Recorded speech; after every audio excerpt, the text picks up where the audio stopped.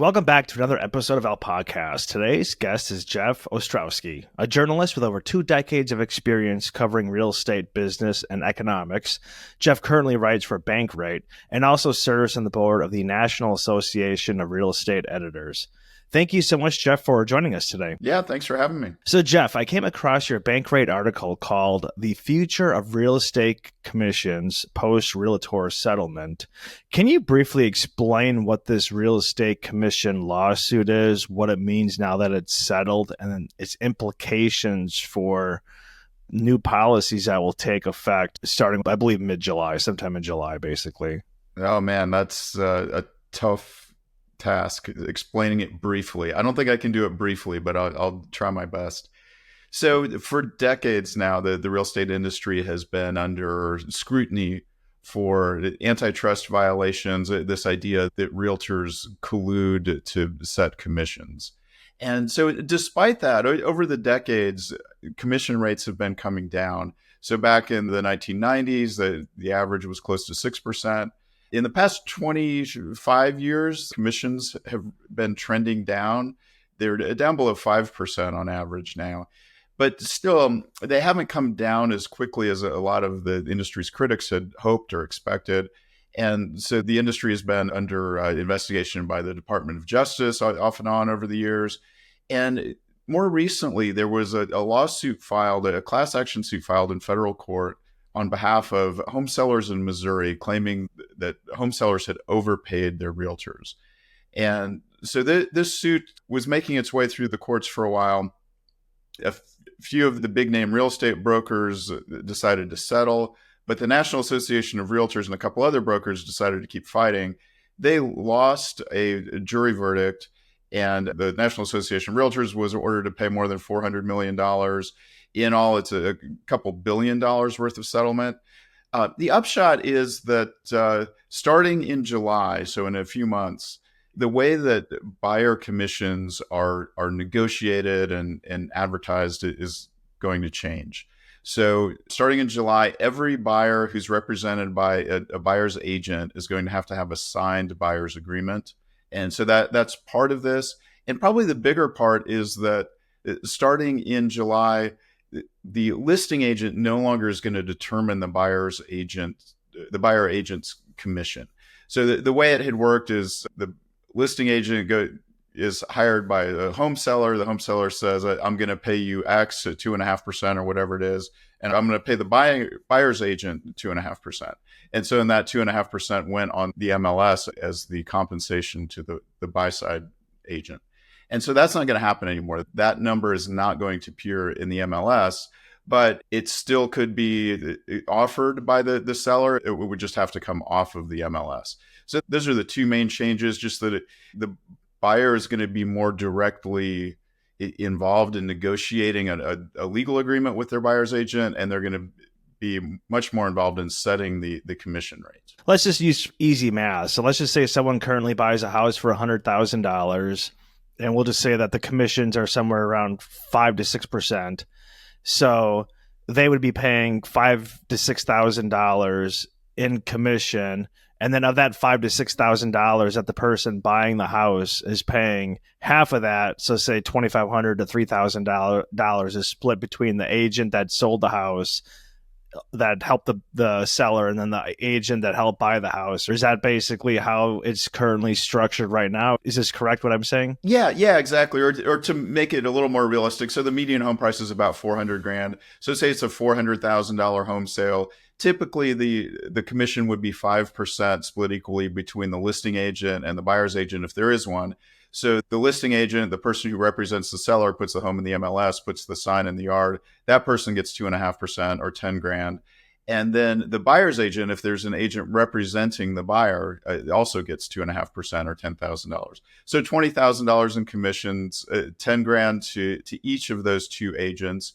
And then typically those two agents have to give their brokers a cut. So the broker probably gets about 30%. So, Coldwell Banker or Century 21 or whoever it is gets $3,000 off the top, and then the agents keep $7,000. That's just an example. I mean, it gets endlessly complicated, and we'll probably get into that. I mean, just how convoluted and confusing the commission structure is.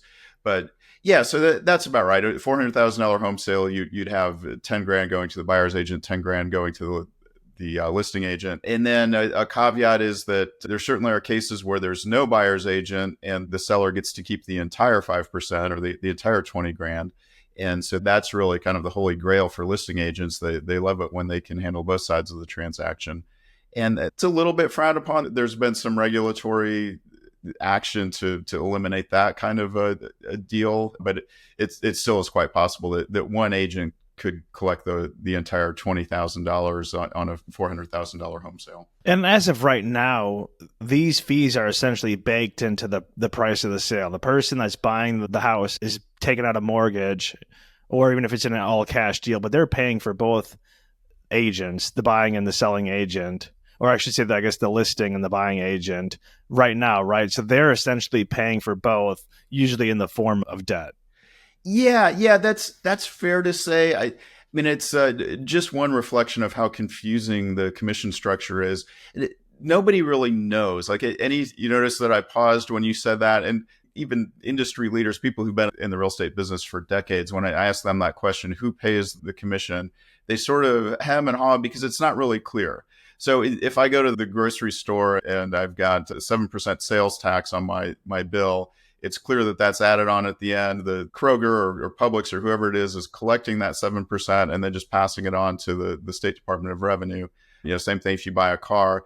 In real estate, it's a little different. So as you said, the commission is baked into the price. So I guess you could presume that the seller understands that the seller is going to pay the agents at the closing table and therefore bumps up the price accordingly. But I don't know if the sellers really do the math. I don't know if they're thinking that far ahead and saying, well, I want $400,000 for my house, but I know I'm going to have to pay 20 grand to the agent. So let me bump up the asking price to 425. I mean, maybe they do that. I don't know that it's necessarily a clear calculus on the part of sellers, but yeah, that's how it works. So at the closing table on that $400,000 example I gave, the 20,000 in commissions comes out from the seller's proceeds. So the seller doesn't get 400 grand, they get 400 minus the commission. So 380,000.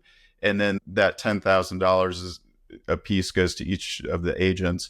And so, yes, ultimately the buyer is paying it, but it's the seller who's sort of more obviously feeling the pain. So that's never been very transparent. And I guess one result of this settlement and these new practices that start in July is that buyers are going to be a little more aware, just more cognizant of exactly how much they're paying for agent fees. And it is the buyer who's paying it, even if a lot of sellers would say, well, no, the buyer didn't pay it, I paid it because it came out of my proceeds at closing.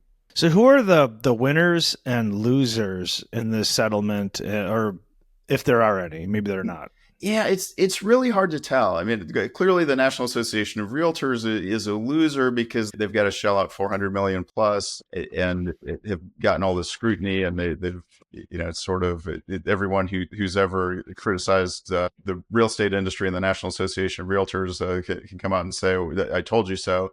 But it's unclear. So the realtors are pretty clearly a loser. It's unclear if consumers are really winners, though, because it's kind of hard to tell what's going to happen once these new rules take effect. I mean, it's one scenario is that it's just sort of business as usual. So the buyer agent fee doesn't show up in the MLS anymore, but the buyer's agent still makes something close to what they'd been making in the past. And it's just that it's negotiated and paid in a slightly different way. So that's one scenario. In that scenario, there really wouldn't be a major shift.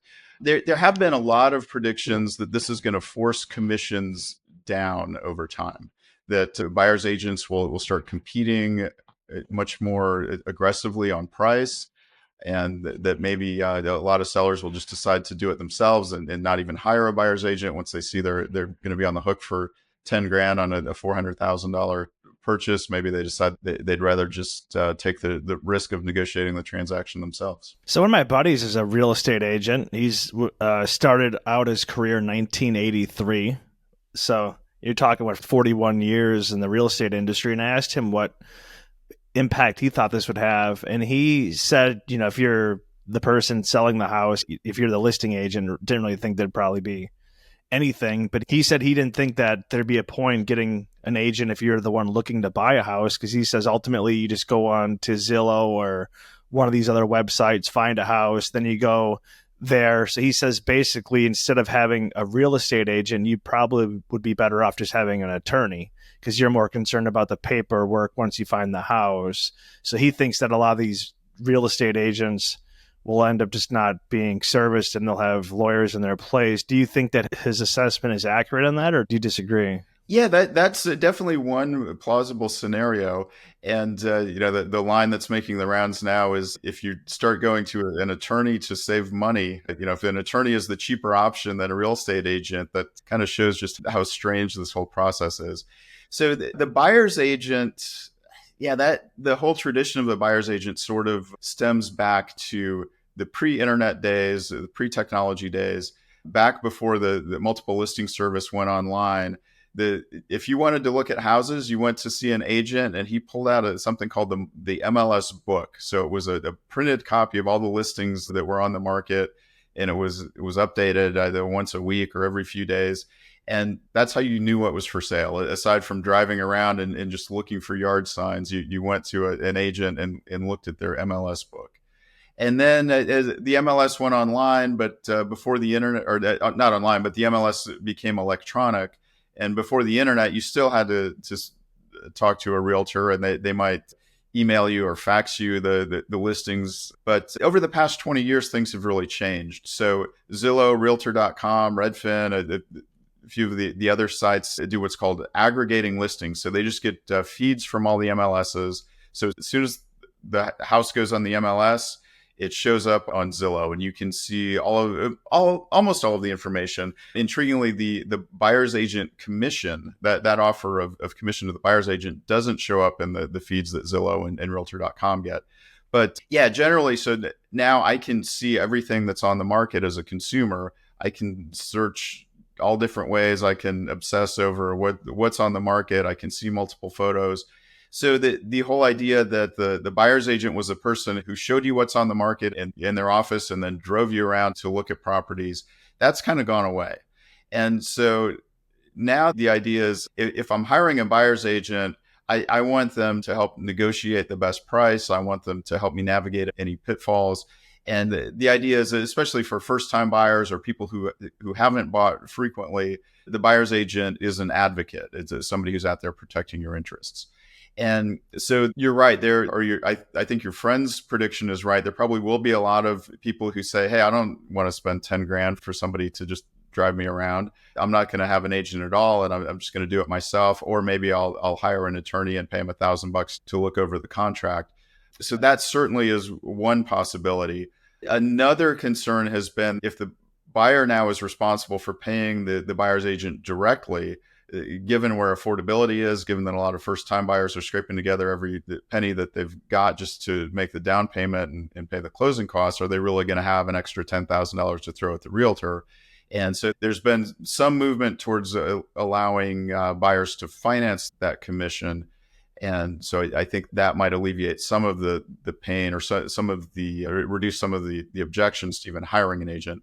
But yeah, that's one thing that buyer's agents are going to have to cope with if they want to stay in business. They're going to have to really convince buyers that they're worth that $10,000. Ultimately, the main question in probably every person's mind will be just, how does this affect the prices starting in July? Hypothetically, if you're decoupling the commission structure as it currently is, if you're decoupling that, if you're paying those commissions out of your pocket, let's just say hypothetically you're paying $2,000, it's your first house. Well, that's $2,000 less dollars that you have for a down payment. Even if you take out another loan, you're still putting money down. That might affect your debt to income ratio, which still will affect your credit score and things like that. Maybe it'll bump up your interest rate, which will also affect how much money you can actually loan. So, or receive in a loan. So ultimately, is this going to decrease the housing prices? I got the Fred list up right now, which is from the Federal Reserve. And in 2007, the average sales price of houses sold in the United States in 2007 at the very peak before the housing collapse was 322,000. And right now, the last numbers I see are basically 492,300 from 2023. So, I mean, how much higher can we really go? Will this actually push some downward pressure? What will be the impact of this in terms of the housing prices? Yeah, it's hard to see this having more than just a marginal effect on home prices. So, as I mentioned earlier, it's not really clear how real estate commissions are baked into home prices. I guess they are baked in, but it's kind of hard to tell exactly how they're baked in. In general, home prices are driven by supply and demand. So, we've had a shortage of supply and strong demand, especially in the past few years. And so that's why home prices have shot up so much.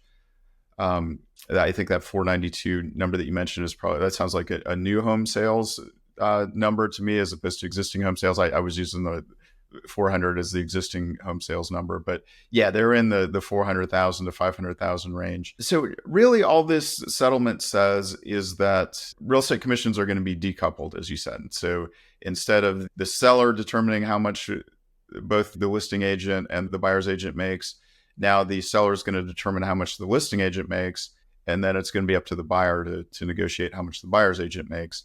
So, I mean, with that 5% average commission, 2.5% per side. So I guess you could say if a buyer decides not to use a buyer's agent at all, they would save 2.5%.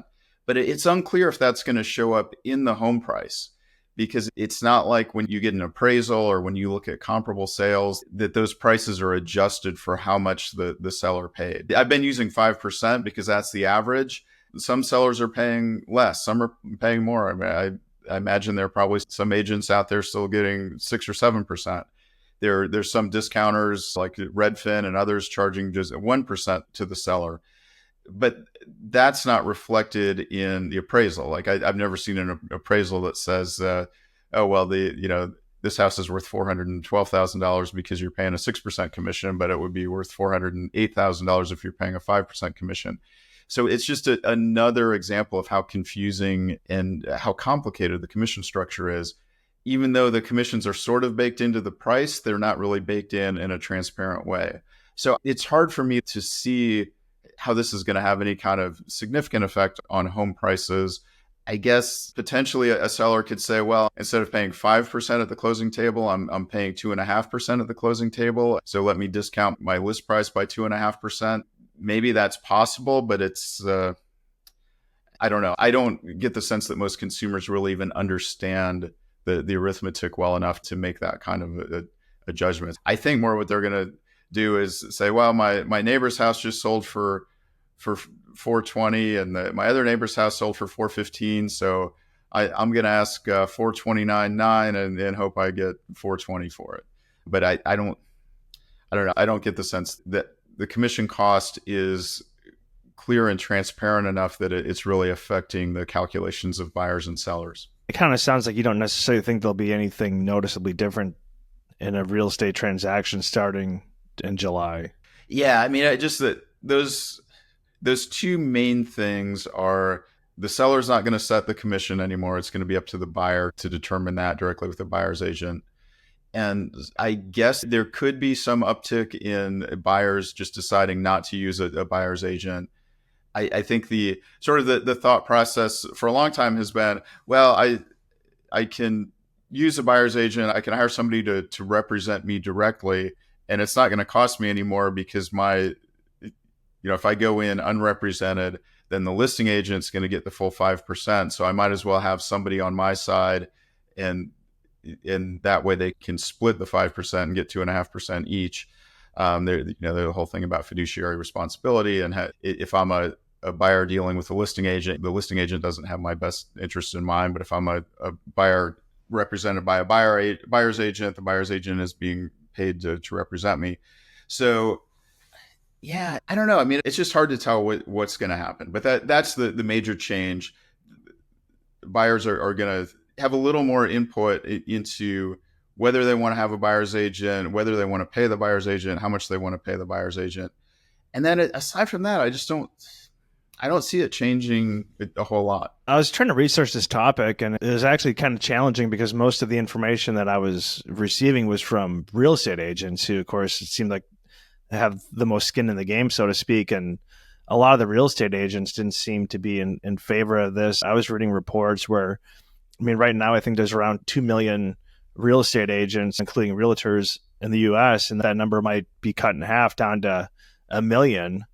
And then these real estate agents are basically saying that there's not, my friend said the same thing, that like the seller, the person selling the house, they're going to be represented still, but the person that's looking to buy a house maybe won't have as much representation. But then other real estate agents I was listening to said they didn't think anything would change, that people would just be like, yeah, let's just bake the commissions in like they were before. That's why I wanted to have you on, is because when I was trying to research this, the vast majority of stuff I was seeing was from the real estate agent. So I felt that it was heavily tilted in that biased direction. Yeah, yeah. And so it clearly the real estate industry doesn't like this as a whole. But as you mentioned, there are 2 million people with real estate licenses. So there are about 1.5 million realtors. So those are licensed agents who are members of the National Association of Realtors. Then there are another 500,000 people with real estate licenses who aren't realtors. And so some of them might be residential agents who just don't want to belong to the National Association of Realtors. Some are real estate agents who are representing new home builders. And so the new home builders don't rely on the MLS as much, so they don't need to be realtors. Some of those are commercial real estate brokers, folks who are focused more on office and retail and industrial buildings. But there is a huge number of people out there there are 2 million people with real estate licenses. And it's just that's another thing about the system that's just convoluted. So to be a real estate agent, I have to pass a state licensing test. The licensing requirements vary by state. The joke or the line has been that it's harder to get a hairdresser license in most states than it is to get a real estate license. So it's not especially difficult to become a real estate agent. You take a couple courses, you pass an exam. You don't need a college degree so long as you're a high school graduate and you pass a pretty basic background check, then you can become a licensed real estate agent. And so that's been another thing that's sort of muddying the waters in the whole industry and in this whole compensation debate. They're very low barriers to entry. And so a lot of critics of the industry say, well, there are all these people in the industry who don't know what they're doing. You know, you might hire your brother-in-law or your neighbor, and if they might sell 2 houses a year and not have any idea what they're doing. And so you run a risk because of that. And then the National Association of Realtors, on the other hand, uses those low barriers to entry to say, oh, what are you talking about collusion? We have plenty of competition. Basically, anybody can get into the industry. And, significant number of Americans are, in fact, licensed real estate agents. And so that really just is another quirk of the real estate industry in the US. And so this idea, I've heard many people say that the number of licensed realtors is going to plummet. But that's another thing that I just sort of doesn't necessarily make sense to me. I mean, that's not an obvious outcome of this legal settlement and this new commission regime. Of those 1.5 million people who are members of the National Association of Realtors, about half of them are hardly doing any business. So I think the median number of home sales for realtors was like 6 a year. I haven't seen the latest numbers, but I would expect with the slowdown in home sales, it's probably more like 4 or 5 deals a year. So that means that hundreds of thousands of those realtors aren't really doing any business. They might sell a house or two a year, but they're doing it as a hobby, as a part-time gig. They're not really full-time agents. And so that confuses things. So if I'm not doing any business anyway, why would this change really matter to me? And then for those in the upper echelon, that small percentage, maybe the top 10% or 20% of realtors who are really making a good living, making 6-figure incomes, I think they're probably skilled enough and bring enough value that they can keep going. So maybe it'll be some number of agents who are kind of on the cusp, folks who had been doing some deals, but we're kind of like half into the real estate game. I mean, maybe this will be the push to push them out, but I don't know. It's hard for me to see logically why suddenly we'd have an exodus of hundreds of thousands of realtors because of this change, which essentially just says buyer agent commission no longer is communicated in the MLS. So do you think that the mainstream news of this, would you say that it's an overreaction, underreaction? Yeah. I mean, I would say overreaction. And this, as a longtime journalist myself, I kind of understand how it works. So there's a settlement, a multi-billion-dollar settlement. So that's a dramatic number. So it must mean something, right? And then the plaintiffs' attorneys are saying, "Oh, this is revolutionary, a revolutionary change, game changer for the industry." You've got critics of the industry coming out and saying, "Oh, yeah, this changes everything. Consumers are going to save tons of money." So I think most of the folks out there writing about real estate don't necessarily understand how complicated and convoluted it is. And this everything that we've been talking about, I've been doing kind of the classic on one hand, on the other hand thing. There's just no clear cut outcome to this. It's really hard to see how it's going to play out, and we're not going to know for a couple of years probably how this really has affected the real estate industry, how it's affected commissions, how it's affected consumers. And so that's not a very sexy thing to put in the headline or put in the lead of your story. So I think just sort of by design, the news industry overreacts to things. So yeah, I would say a lot of the coverage has been sort of breathless and treating this settlement as if it's going to be a major change to the industry. But it's really not clear to me that it is going to be a change. I mean, it could be. It's possible that in 5 years we'll look back and say, oh wow, there's no such thing as buyer's agents anymore. Consumers decided they just wanted to do it themselves, and they're only listing agents. They're only making 2.5%, and so the commission income has plummeted as a result. So that certainly is one possible outcome. Another possible outcome is that really not much changes. That the industry keeps operating much as it had, with a couple of slight adjustments around how buyer agent commissions are negotiated. You're speaking of the complexities. I was reading an article that was saying that VA borrowers, if you're former military, you're able to get, I believe, a 0% home buyer loan or 0% down home buyer loan. And it was saying that VA borrowers are forbidden from paying broker commissions. It's a small part of the market, but like, how would that be affected? And so there's so many different complexities. But what do you think about people that actually do have a VA loan? Yeah. And I'm unclear about exactly how the VA lenders are going to treat commissions. Right now, the status quo has been that buyers are not allowed to roll an agent commission into their loan, no matter what type of loan it is. So that applies to VA, to FHA, to Fannie, to Freddie. And so there's been a lot of talk in the industry about some policy coming through Congress, some changes from the Federal Housing Finance Agency. And so it seems reasonably likely that the major regulators are going to say, okay, there's been this significant change in the way commissions are paid. So we're going to allow buyers to roll their buyer agent commissions into the amount of the loan. And so that's something that's going to apply, I believe, not just to VA loans, but also to FHA and to conventional loans. And so that's just one more thing to work out in this process.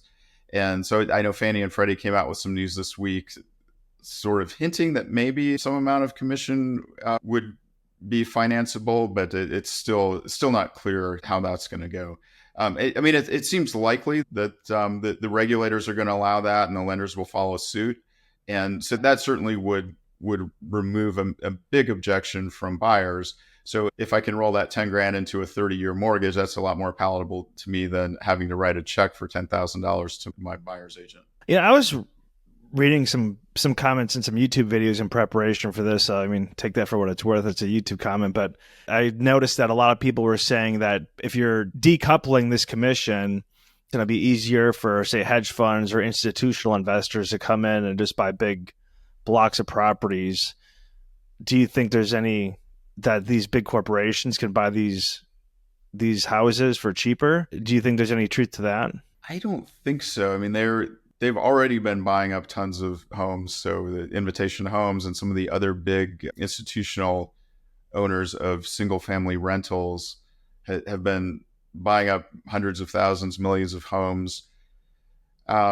It's not clear to me that Invitation Homes is going out and hiring a buyer's agent. They don't need that. So, um, yeah, I don't know if it would, if or how it would affect their cost structure. I guess if listing agents are only getting 2.5% instead of the full 5%, maybe that somehow makes it easier for the hedge funds and institutional investors to buy homes. My sense of the institutional buyers is that they are better negotiators than most of the realtors out there. And so they've probably already squeezed that out of their cost structure anyway. I don't know that, but that's just my suspicion. And, Jeff, when we talked earlier about the winners and the losers, to me, it seemed like the winner in almost any class action lawsuit would be the plaintiff attorneys. They're making hundreds of millions of dollars in this. And then there's always unintended consequences. I think the winners are the plaintiff attorneys. And I think that we will have unintended consequences. What those will be, I don't necessarily know. Yeah, that's exactly right. And I mean, not to bash class action attorneys because they certainly play a role in an economy and a political system where it's not always easy to get the political will for reform. Certainly, plaintiffs' attorneys and these lawsuits have a role in sort of forcing industries to change their practices in a way that's more consumer friendly. So that's certainly part of our system. It's almost like a shadow regulatory system. On the other hand, I know I've gotten plenty of those mailers saying, "Congratulations, you're a member of this class, and fill out this card, and we'll send you $1.92." So it's normally the way class action suits work is that the plaintiffs' attorneys get huge amounts of money, and most of the members of the class, the aggrieved consumers, get very little. So I don't know if that's going to be different in this case. But yes, definitely the class action attorneys in that landmark suit in Missouri and then in all the follow-on suits that have come are going to do well. Do you think that there is a need to change the commission structure? Mentioning my friend that I talked to with the 41 years experience, he was basically saying that because I was like, well, you just go online anyways and find a house. And he's like, yeah, but he's like, you're paying someone for expertise in contracts, inspections, the title. If there needs to be any other work done, you're not really paying an agent to find a house.